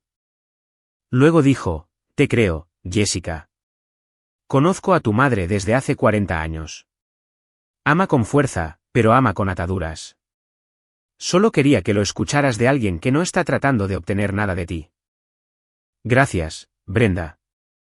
Y por lo que vale, lo siento por Elliot. Sonaba como un hombre maravilloso. Lo era. Después de esa llamada, tomé una decisión. No iba a esconderme. No iba a dejar que mi madre controlara la narrativa. No iba a reducirme a la versión de la historia que la hacía quedar bien a ella. Llamé a mi madre al día siguiente. Contestó al primer timbrazo como si hubiera estado sentada junto al teléfono esperando. Jessica, por fin. Estoy llamando porque sé lo que has estado diciéndole a la gente. Brenda me llamó y Marta Jenkins me llamó hace semanas. Silencio. Has estado diciéndole a la familia y a la iglesia que soy egoísta, que los abandoné, que me niego a ayudar a Nicole. Has estado construyendo un caso en mi contra en cada conversación y quiero que dejes de hacerlo. No he estado construyendo nada. He estado diciendo la verdad. La verdad es que estaba sentada en tu apartamento el día del funeral de mi marido, susurrando cuánto dinero me dejó. La verdad es que llamaste a mi matrimonio una transacción y a mi dolor una actuación. La verdad es que enviaste a una extraña a llamarme y tratar de hacerme sentir culpable para que volviera a casa. Esa es la verdad, mamá. Y si vas a hablar de mí a la gente, diles eso. Su respiración era pesada al otro lado de la línea. Podía imaginarla en la cocina, agarrando el teléfono, con la mandíbula tensa y los ojos duros. No era una mujer que aceptara fácilmente la corrección. Veía cada desafío a su autoridad como un acto de guerra. Estás destrozando esta familia, Jessica. No, me niego a mantenerla unida yo sola. Colgué y no lloré. No porque estuviera insensible, sino porque ya había llorado suficiente por una familia que nunca lloró por mí. Junio trajo calor a la ciudad y con él un cambio dentro de mí que no había esperado. Por primera vez desde la muerte de Elliot, comencé a sentir algo más que dolor. No felicidad exactamente, pero posibilidad. Los bordes de cada día se suavizaron. Volví a dormir toda la noche. Comía en la mesa en lugar de pie sobre el fregadero. Paseaba a Biscuit por Washington Square Park temprano por la mañana y observaba cómo la ciudad despertaba, corredores y paseadores de perros y camiones de reparto y el anciano que jugaba al ajedrez consigo mismo en el banco de piedra cerca de la fuente. La vida continuaba y yo volvía a formar parte de ella. La renovación del loft del Upper West Side comenzó la primera semana de junio.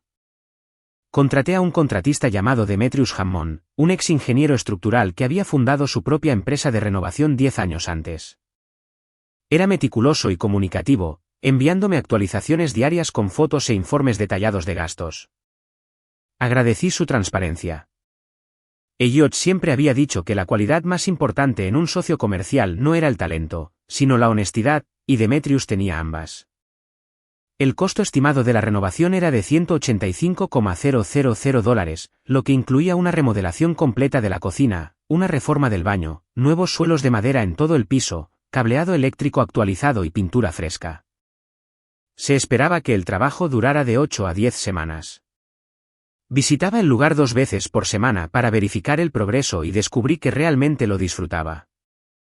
El ruido de la construcción, el olor a aserrín, la lenta transformación de un espacio descuidado en algo hermoso. Fue durante una de esas visitas que me encontré con Theodore Chen del Loft de Chelsea. Había venido al Upper West Side para reunirse con un cliente y se detuvo cuando vio los andamios fuera del edificio. Nos quedamos en la acera y hablamos durante casi una hora. Me contó sobre su firma de arquitectura, sobre los desafíos de dirigir una pequeña empresa en Manhattan, sobre cómo Elliot una vez pasó una tarde entera ayudándolo a rediseñar la distribución de su espacio de oficina, dibujando ideas en una servilleta en una cafetería. No era solo un propietario para nosotros, dijo Theodore, era un mentor. Se preocupaba por las personas en sus edificios. Eso es raro. Teodore me preguntó cuáles eran mis planes para la cartera, si tenía la intención de vender alguna de las propiedades o mantenerlas. Le dije que todavía lo estaba averiguando, lo cual era la verdad. Pero también le conté sobre la idea que se había estado formando en mi mente desde el día en que estuve en el loft vacío de Tribeca y vi la luz entrar por esas enormes ventanas. Quiero usar uno de los espacios para algo significativo, dije.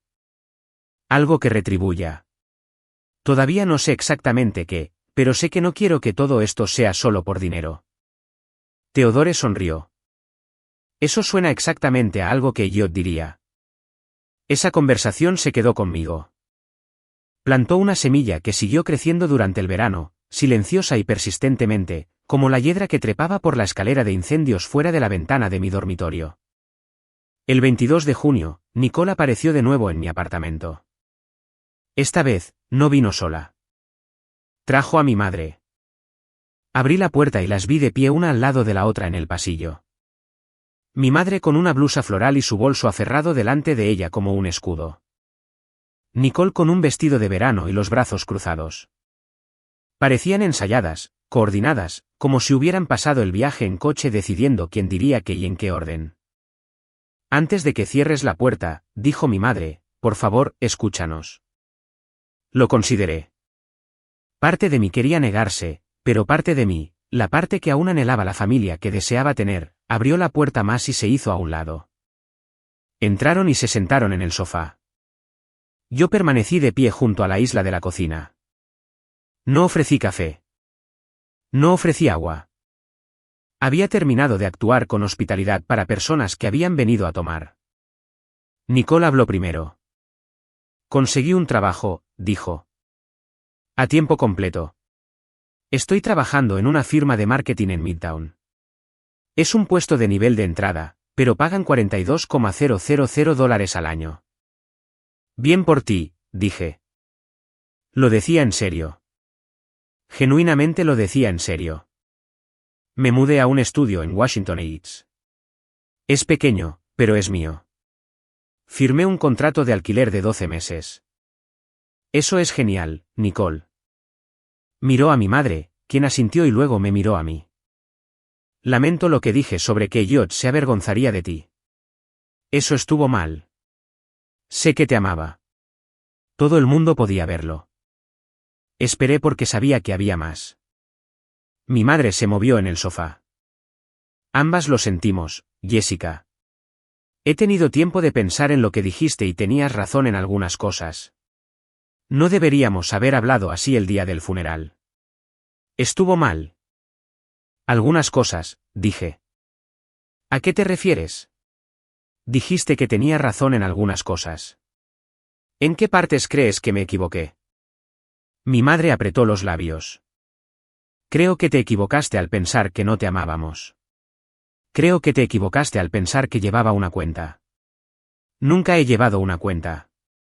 Solo he querido lo mejor para esta familia.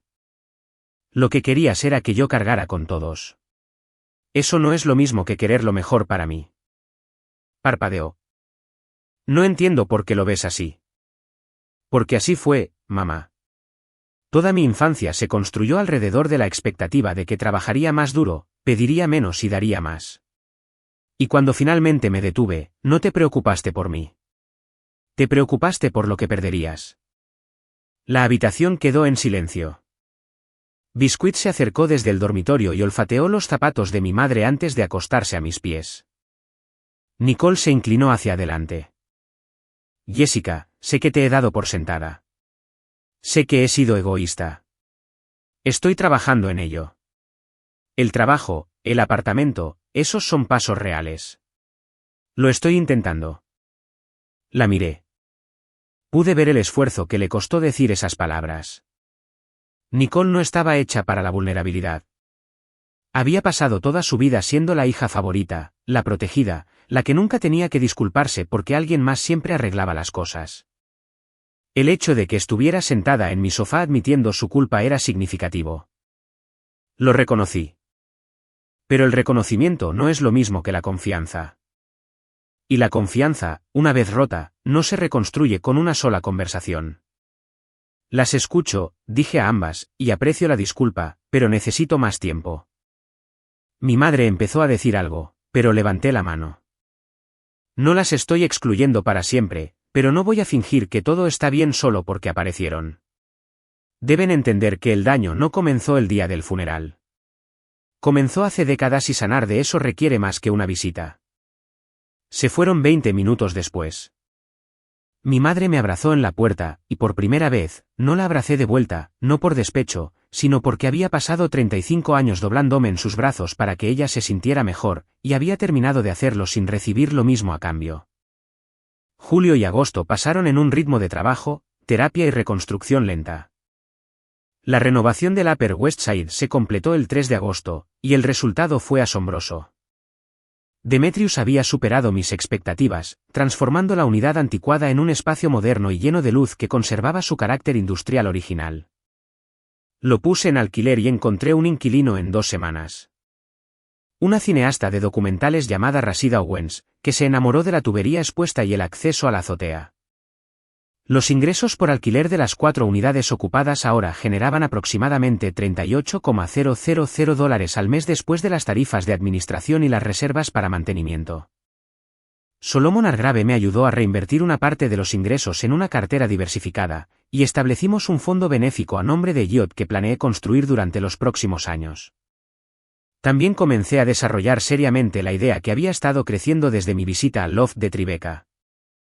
Quería crear un espacio para mujeres que estaban comenzando de nuevo, mujeres que habían perdido parejas, dejado relaciones difíciles o estaban reconstruyendo sus vidas después de una crisis.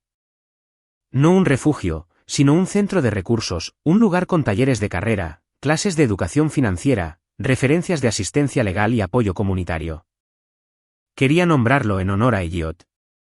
La idea me aterrorizaba. No tenía experiencia en la dirección de una organización sin fines de lucro. No tenía experiencia en servicios sociales, pero tenía recursos y tenía un propósito. Y tenía las palabras de Elliot resonando en mi mente todos los días. Construye algo hermoso, Jessica. Eso es todo lo que pido. A principios de septiembre, me puse en contacto con Theodore Chen y le pregunté si su firma de arquitectura estaría dispuesta a ayudarme a diseñar el espacio. Dijo que sí antes de que terminara la frase. El proceso de diseño de lo que había comenzado a llamar el Centro Elliot Crane tomó forma durante septiembre y octubre. Theodore y su socia Grace se volcaron en el proyecto con un entusiasmo que me sorprendió. Lo trataron no como un encargo remunerado, sino como una colaboración, pasando horas conmigo en el loft de Tribeca, midiendo paredes, dibujando planos y discutiendo cómo el enorme espacio abierto podía dividirse en áreas funcionales sin perder la sensación de apertura y luz que lo hacía extraordinario. Nos decidimos por un diseño que incluía una gran sala central de reuniones para talleres y eventos, 4 oficinas privadas para consejeros y asesores legales, una biblioteca de recursos, una pequeña área de cocina y una sala tranquila.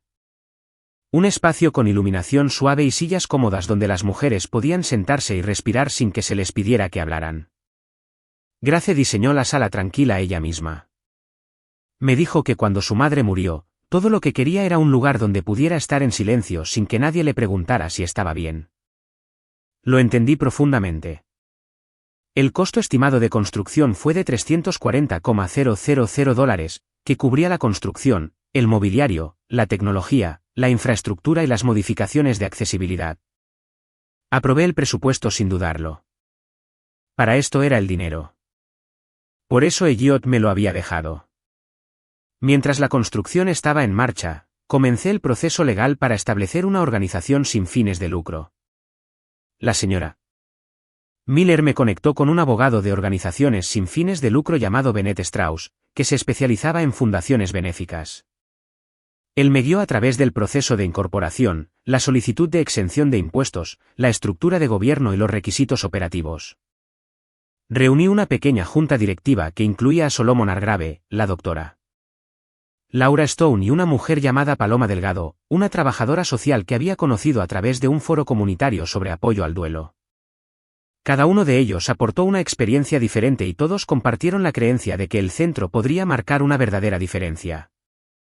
A finales de octubre, mientras la construcción avanzaba y se presentaba el papeleo de la organización sin fines de lucro, recibí una llamada telefónica que me detuvo en seco. Era de Nicole, pero no era la llamada habitual. Necesito decirte algo, dijo.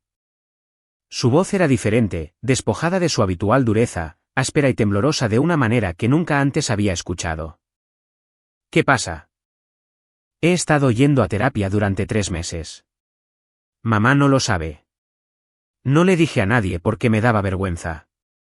Me senté. ¿Estás yendo a terapia? Una mujer llamada doctora Sarah Adams. La encontré a través de mi trabajo. Tienen un programa de asistencia al empleado. Fui porque pensé que algo andaba mal conmigo, clínicamente mal, y quería saber qué era. ¿Qué te dijo?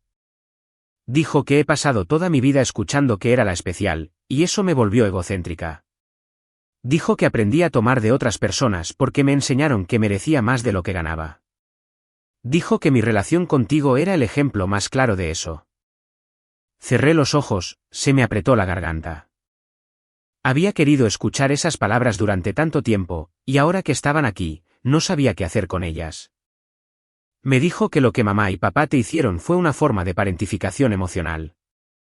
Nicole continuó, dijo que te convirtieron en cuidadora cuando aún eras una niña, y nunca dejaron de esperar que desempeñaras ese papel. Y yo me beneficié de ello. Me beneficié cada vez que sacrificaste algo por mí. Y ni una sola vez te pregunté si estabas bien. Nicole, por favor.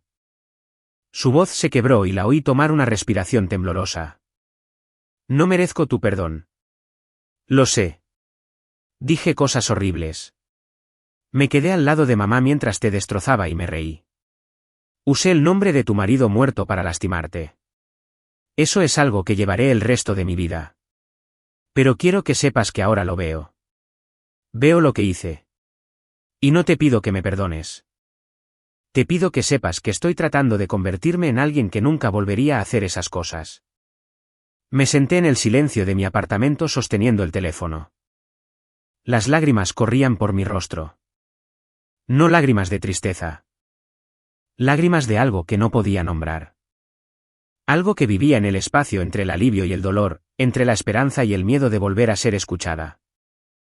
Gracias por decirme eso, dije finalmente. ¿Puedo verte? No de inmediato. Cuando estés lista. ¿Solo, puedo? Sí, cuando esté lista. Está bien. Colgamos. Me quedé allí sentada durante mucho tiempo.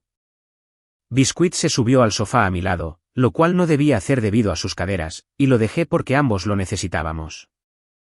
Esa llamada telefónica cambió algo, no todo. La confianza no se reconstruye en una sola conversación, y no era tan ingenua como para pensar que un único avance en la terapia borraba años de daño, pero abrió la puerta un poco, lo suficiente para que entrara un rayo de luz. Mi madre, por otro lado, era una historia diferente. En noviembre, hizo algo que reveló hasta dónde estaba dispuesta a llegar. Recibí una carta certificada de un abogado que no reconocía, un hombre llamado Arthur Brooks, cuya oficina estaba en el Bronx. La carta indicaba que Linda Guerrero solicitaba una mediación familiar formal con respecto a la herencia de Elliot Crane. Citaba obligaciones morales y familiares de distribuir equitativamente la riqueza heredada entre los miembros de la familia inmediata y solicitaba que yo aceptara participar en una discusión estructurada sobre cómo proporcionar apoyo financiero a mis padres y a mi hermana. Permítanme decirlo de nuevo para que quede claro. Mi madre contrató a un abogado para intentar obligarme a compartir la herencia de mi marido con ella. Llamé a la señora Miller inmediatamente. Ella estaba tan lúcida como siempre. Revisó la carta, la calificó de legalmente ineficaz y me dijo que no existía ninguna ley o precedente que exigiera a un cónyuge sobreviviente distribuir los bienes heredados a los miembros de la familia extensa. Dijo que la carta era una táctica de presión, nada más, diseñada para intimidarme a negociar. ¿Quieres que responda?, preguntó. Sí, dije. Responde con firmeza. La señora Miller envió una carta a Arthur Brooks que, de forma educada pero inequívoca, afirmaba que la herencia de Elliot Crane se había resuelto de acuerdo con la ley. Que yo era la única beneficiaria legal y que cualquier comunicación adicional sobre la distribución de mis bienes debía dirigirse a su oficina. También señaló que el acoso, incluido el uso de intermediarios, podría documentarse y presentarse ante un tribunal si fuera necesario. No volví a saber de Arthur Brooks, pero sí de mi padre. Me llamó 2 días después de recibir la carta y sonaba cansado de una manera que iba más allá de la fatiga física. Tu madre actuó a mis espaldas, dijo. No sabía lo del abogado. ¿No lo sabías? Me dijo que estaba escribiendo una carta. No me dijo que había contratado a un abogado. ¿Importa? Has estado apoyando todo lo que ha hecho. Las llamadas telefónicas, el chismorreo de la iglesia, la culpa. Has estado ahí mismo, papá. Se quedó en silencio durante mucho tiempo. He estado siguiendo su ejemplo porque eso es lo que siempre he hecho. Eso no lo hace correcto. No, no lo hace. No estoy pidiendo dinero, Jessica. Nunca lo estuve. Solo quería que mis hijas volvieran a estar en la misma habitación. Entonces habla con mamá porque ella es la que lo está haciendo imposible. Dijo que lo intentaría. No contuve la respiración. Llegó diciembre y con él la finalización de la construcción del centro Elliott Crane. Me paré en el loft de Tribeca una fría mañana de martes, rodeada de paredes recién pintadas, muebles nuevos, estanterías llenas de libros y el zumbido silencioso de un espacio que estaba a punto de cobrar vida. Theodore y Grace se habían superado a sí mismos. La sala de reuniones central tenía una pared de ventanas que inundaba el espacio de luz natural. La sala tranquila estaba escondida en la parte de atrás, separada por una mampara de cristal esmerilado con 2 sillones, una pequeña estantería y una planta que Grace había elegido específicamente porque prosperaba con poca luz. Contraté a una directora de centro, una mujer llamada Esperanza Navarro, que había pasado 15 años dirigiendo una organización de recursos para la violencia doméstica en Brooklyn. Era inteligente, compasiva y ferozmente práctica. Contrató a 2 consejeras a tiempo parcial, una educadora en educación financiera y una coordinadora de voluntarios. Nos asociamos con 3 organizaciones de asistencia legal y 2 programas de desarrollo de la fuerza laboral. Establecimos una red de referencia con hospitales, refugios y centros de salud comunitarios en los 5 condados. El centro Elliott Crane abrió oficialmente sus puertas el 14 de diciembre de 2024, 10 meses después de la muerte del hombre que le dio nombre. Me paré en la entrada esa mañana, viendo a las primeras mujeres cruzar la puerta. Mujeres con ojos cansados y pasos vacilantes y el tipo de coraje silencioso que no se anuncia. Pensé en Elliott. Pensé en la carta que me escribió. Pensé en las palabras que usó. Construye algo hermoso, susurré. Espero que esto cuente. Los primeros 6 meses del centro Elliott Crane fueron abrumadores en el mejor sentido posible. Para marzo de 2025, habíamos atendido a más de 200 mujeres. Venían de todos los condados, de todos los orígenes, de todo tipo de pérdidas. Algunas eran viudas como yo, navegando el duelo y la repentina responsabilidad de administrar las finanzas solas. Algunas eran sobrevivientes de matrimonios difíciles, reconstruyendo sus identidades después de años de ser menospreciadas. Algunas eran madres jóvenes tratando de encontrar empleo estable mientras hacían malabares con el cuidado de los niños. Algunas eran mujeres mayores que habían perdido todo en divorcios que las dejaron sin nada después de décadas de relación. Esperanza dirigía el centro con una combinación de calidez y disciplina de hierro que hacía que toda la operación funcionara. Llegaba todas las mañanas a las 7:30, una hora antes de que abrieran las puertas, y se quedaba hasta que el último cliente se iba. Conocía a cada mujer por su nombre. Conocía sus historias.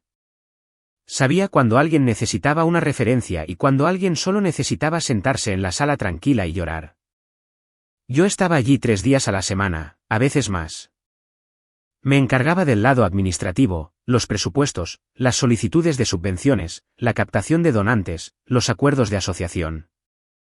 Solomon Hargrave me ayudó a estructurar las finanzas para que el centro se financiara con una combinación de ingresos por inversiones de la herencia, ingresos por alquiler de las propiedades y subvenciones de fundaciones que apoyaban a mujeres en crisis. No dependíamos de una única fuente de financiación, lo que significaba que podíamos operar sin la presión de complacer a los donantes que pudieran intentar dirigir nuestra misión. El trabajo llenó algo en mí que no había sabido que estaba vacío. Durante 35 años, había estado dando a personas que lo esperaban. Ahora estaba dando a personas que lo necesitaban. La diferencia era profunda. Cada nota de agradecimiento. Cada mujer que regresaba para decirnos que había conseguido un trabajo o encontrado un apartamento o abierto su primera cuenta de ahorros. Cada pequeña victoria me recordaba que la riqueza que Elliot me había dejado no era una carga, era una herramienta. Y bien utilizada, podía cambiar vidas. Pero mientras el centro prosperaba, mi vida personal seguía siendo complicada. Nicole y yo nos habíamos estado reuniendo una vez al mes para tomar café desde enero. Ella elegía el mismo restaurante cada vez, un pequeño lugar en Ámsterdam Avenue con cabinas de vinilo agrietadas y café que sabía como si hubiera sido preparado durante la administración Clinton. Siempre llegaba temprano. Siempre pedía lo mismo, un café solo y un muffin de arándanos. Y siempre comenzaba la conversación con la misma pregunta. ¿Cómo estás? Y quiero decir, de verdad. Esas reuniones eran cuidadosas.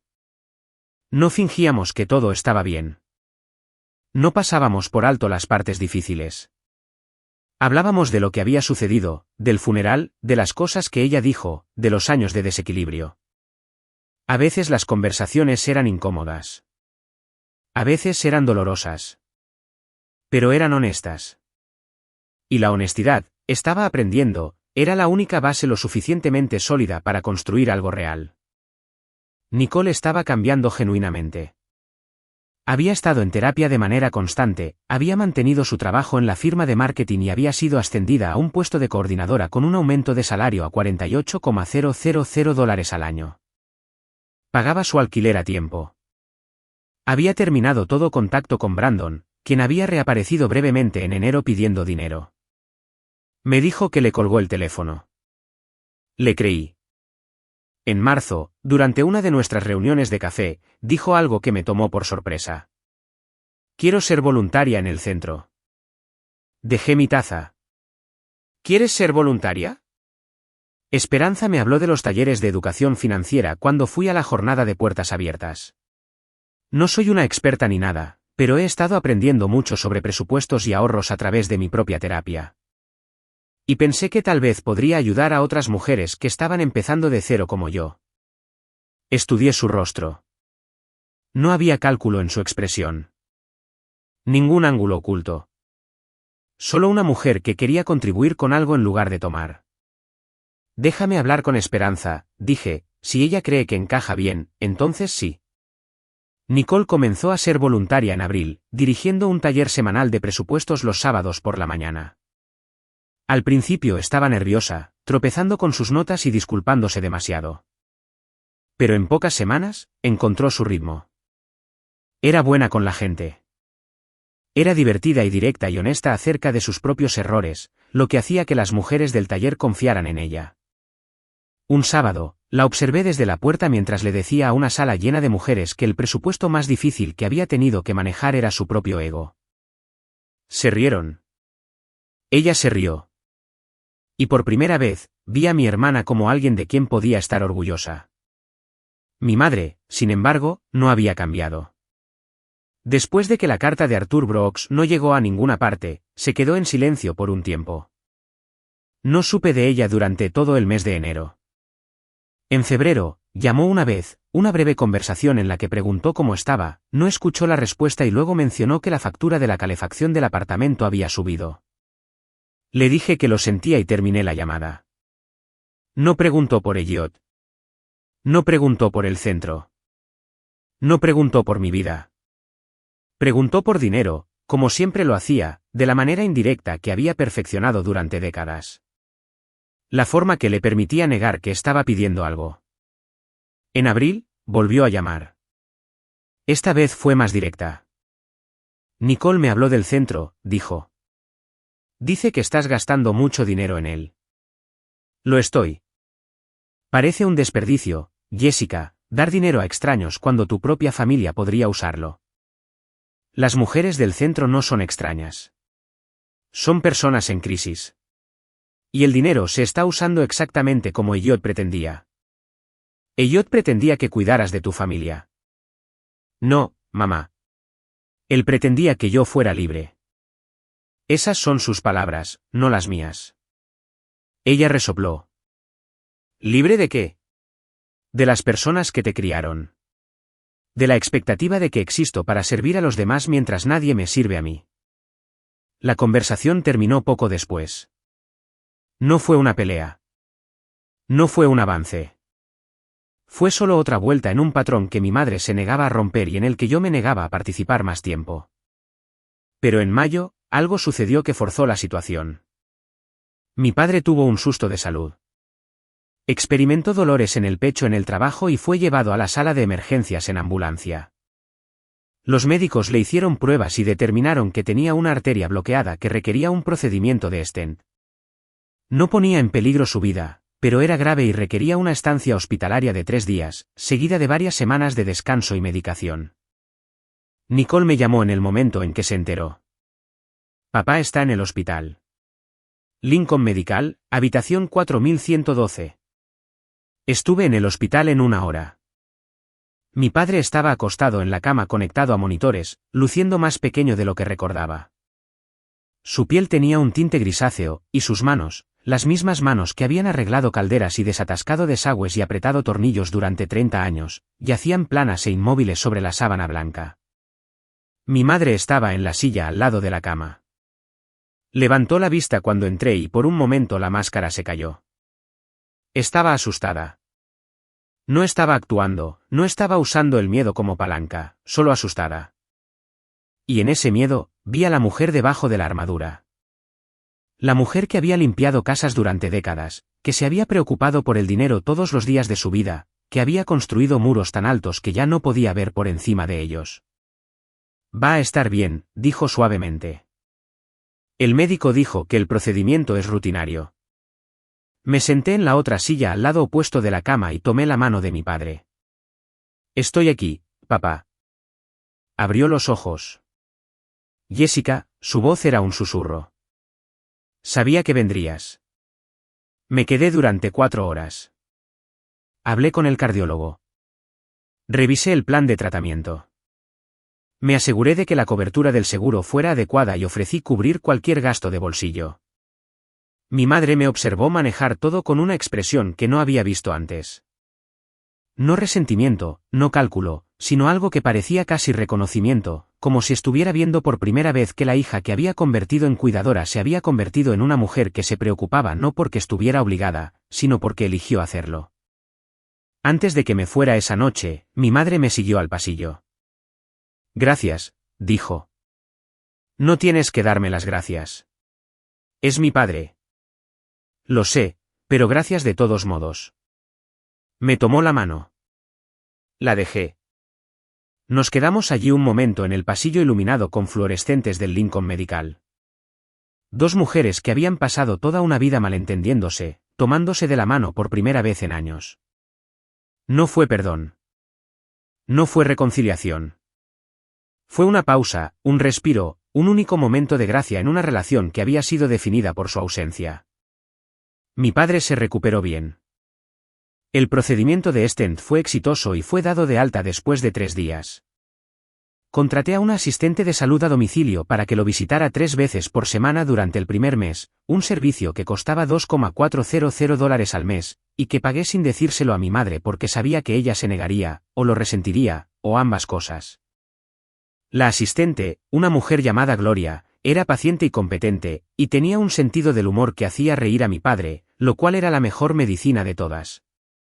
Para el otoño de 2025, el centro Elliott Crane se había convertido en algo que nunca imaginé que podría ser. Habíamos atendido a más de 500 mujeres en menos de un año. Habíamos colocado a 63 mujeres en empleos a tiempo completo a través de nuestro programa de asociación laboral. Habíamos ayudado a 28 mujeres a abrir cuentas de ahorro por primera vez en sus vidas. Habíamos conectado a más de 100 mujeres con servicios de asistencia legal para disputas de custodia, procedimientos de divorcio y problemas de vivienda. El centro había aparecido en un segmento de noticias local y había sido objeto de artículos en 2 publicaciones comunitarias, y la lista de espera para nuestros talleres de educación financiera era de 3 meses. Esperanza era la columna vertebral de todo. Había formado un equipo de 12 empleados y más de 40 voluntarios, incluida Nicole, quien se había convertido en uno de los miembros más confiables del equipo del taller de los sábados. Esperanza me dijo una vez durante una tarde en el centro mientras revisábamos las proyecciones presupuestarias que lo que hacía que el centro fuera diferente de otras organizaciones con las que había trabajado era su filosofía. No construiste esto para quedar bien, dijo. Lo construiste porque sabes lo que se siente ser invisible. Y cada mujer que entra por esa puerta puede sentir eso. Pensé en eso a menudo. Sobre la invisibilidad. Sobre los años que pasé siendo la que mantenía todo unido mientras nadie veía el peso que cargaba. Sobre la forma en que Elliot me había visto cuando nadie más lo hacía. Sobre la forma en que su muerte me había obligado a verme a mí misma por fin. Su relación con Nicole siguió profundizándose lenta y cuidadosamente, como una planta que vuelve a crecer después de un duro invierno. Habíamos superado los cafés mensuales. Ella venía a cenar a mi apartamento cada 2 semanas. Cocinábamos juntas, generalmente algo sencillo, pasta o sopa o el arroz con pollo que hacía nuestra abuela. Hablábamos de su trabajo, su terapia, su vida amorosa, que describía como una zona de construcción. Estaba saliendo con un hombre llamado Amir que trabajaba en planificación urbana. Y dijo que era la primera persona con la que había estado que esperaba que ella cargara con su propio peso en lugar de cargarla a ella. Solía pensar que ser cuidada era amor, me dijo una noche mientras revolvía la olla de arroz. Pero no lo es. El amor es aparecer incluso cuando es difícil. Especialmente cuando es difícil. Sonreí. ¿Cuándo te volviste tan sabia? Cuando perdí a mi hermana y me di cuenta de que tenía que recuperarla. Esa frase me golpeó en el pecho. No con dolor, sino con algo cálido y pleno. Algo que se sentía como el comienzo de la confianza. Mi madre, sin embargo, siguió siendo una figura más complicada. Después de la visita al hospital en mayo, algo había cambiado entre nosotras. No dramáticamente, no como en las películas o los libros de cuentos, sino de la manera tranquila, casi imperceptible, en que ocurre el cambio real. Dejó de preguntar por dinero. Dejó de chismear con los amigos de la iglesia. Dejó de enviar intermediarios. Incluso dejó de mencionar el apartamento de mis padres con ese leve tono de queja que implicaba que yo debería hacer algo al respecto. En cambio, comenzó a llamarme una vez a la semana. Llamadas cortas, de 5 o 10 minutos. Me hablaba de los vecinos, de las palomas en la escalera de incendios, del nuevo sacerdote de San Agustín que hablaba demasiado rápido durante la homilía. Me preguntaba cómo estaba Biscuit porque había desarrollado un afecto inesperado por él después de ver una foto que le envié por mensaje de texto de él durmiendo con la cabeza en una almohada, y terminaba cada llamada de la misma manera. Cuídate, Jessica. Esas 4 palabras significaban más de lo que probablemente ella sabía, porque durante 35 años nunca las había dicho. Ni una sola vez había dicho, cuida a tu hermana. Había dicho, encárgate de las facturas. Había dicho, encárgate de la cena. Pero nunca me había dicho que me cuidara a mí misma. Y escucharlo ahora, incluso en la forma torpe y abreviada en que lo pronunciaba, se sentía como una grieta en la pared que había construido alrededor de su propio corazón. En octubre, invité a mis padres y a Nicole al centro para una visita privada. Lo había estado debatiendo durante semanas, insegura de si era el momento adecuado, insegura de si mi madre vería el centro como un logro o una provocación. Pero la doctora Stone me animó a intentarlo. Dijo que la sanación no requiere perfección, solo voluntad. Vinieron un sábado por la mañana después de que la multitud del taller se había ido. Nicole llegó primero, como de costumbre, y ayudó a Esperanza a preparar café y pasteles en la sala de reuniones. Mis padres llegaron 10 minutos después. Mi padre caminaba lentamente con un bastón que había empezado a usar después del procedimiento de Stent. Mi madre lo tomaba del brazo y escudriñaba el espacio con ojos grandes y cautelosos. Los guié por el centro habitación por habitación. Les mostré el espacio del taller, las oficinas de los consejeros, la biblioteca de recursos, la cocina. Les mostré la pared de notas de agradecimiento de mujeres a las que se había ayudado, tarjetas escritas a mano y clavadas en un corcho que se extendía casi 2 metros. Les mostré la sala tranquila con su luz suave y sus sillones y su única planta. Y luego les mostré la placa junto a la entrada principal. Era sencilla. Bronce cepillado con letras oscuras. Decía, El centro Elliott Crane, dedicado a la creencia de que toda mujer merece ser vista, apoyada y libre. Mi madre se quedó de pie frente a esa placa durante mucho tiempo. No dijo nada. Extendió la mano y tocó el borde con las puntas de los dedos ligeramente, como se toca algo sagrado. Y luego se volvió hacia mí. Era un buen hombre, dijo. Su voz era ronca. Sí, lo era. Y tú eres una buena mujer, Jessica. Una mujer mejor de lo que yo te enseñé a ser. Fue lo más parecido a una disculpa completa que jamás había recibido de ella. Y comprendí, de pie en el centro que el amor de Elliott había construido, que podría ser lo más cerca que llegaría. Algunas personas no tienen el lenguaje para lo que sienten. Algunas personas expresan arrepentimiento en fragmentos y susurros, en las cosas que dejan de hacer en lugar de las cosas que empiezan a decir. Mi madre probablemente nunca se sentaría conmigo y articularía todas las formas en que me había fallado. Probablemente nunca usaría las palabras que usó la doctora Stone, palabras como parentificación y trabajo emocional y amor condicional. Pero había dejado de herirme y había comenzado, a su manera pequeña e imperfecta, a intentar verme. Eso no era todo, pero era algo. Mi padre se sentó en uno de los sillones de la sala tranquila y no quiso irse. Dijo que le recordaba a un parque que solía visitar en San Juan de niño. Un pequeño parque con un banco bajo un flamboyán donde se sentaba después de la escuela y observaba las nubes moverse. Es el único lugar donde me sentí completamente quieto, dijo. Le dije que podía volver cuando quisiera. Nicole me abrazó antes de irse. No el abrazo rápido y obligatorio de la familia. Un abrazo de verdad. De esos en los que te aferras unos segundos más porque temes que si lo sueltas demasiado pronto, el momento desaparecerá. Te quiero, dijo. Yo también te quiero. Y lo decía en serio. Por primera vez en mucho tiempo, lo decía en serio sin reservas. Esa noche, volví a casa al apartamento del West Village. Biscuit me esperaba en la puerta, con la cola moviéndose de la manera lenta y artrítica que me rompía el corazón y me lo llenaba al mismo tiempo. Lo alimenté, calenté la sopa que me había sobrado y me senté en la isla de la cocina con la carta de Elliott frente a mí. Ya la había leído docenas de veces. El papel estaba suave por los pliegues. La tinta de su letra se había desvanecido ligeramente, pero las palabras seguían claras. Siempre estarían claras. Construye algo hermoso, Jessica.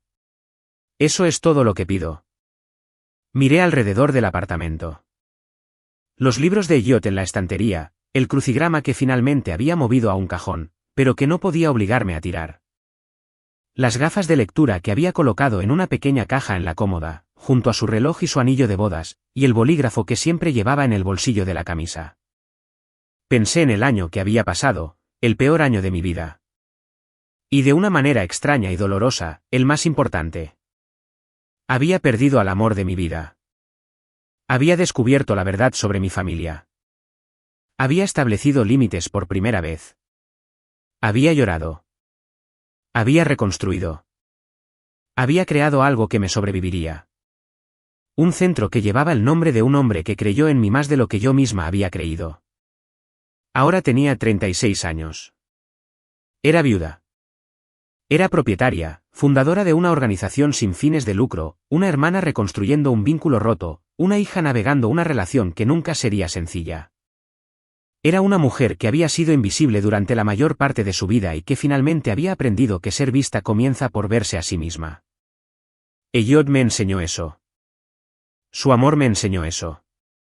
Su muerte, tan devastadora como fue, me enseñó que la vida no espera a que estés lista. Se mueve. Y tú te mueves con ella o te quedas quieta y dejas que la corriente te arrastre. Elegí moverme. Me serví un vaso de agua y lo levanté hacia la ventana, hacia la ciudad, hacia el cielo donde a veces imaginaba a Elliott observando. Gracias, susurré, por todo. Y luego me senté, abrí mi cuaderno y comencé a planificar el próximo capítulo.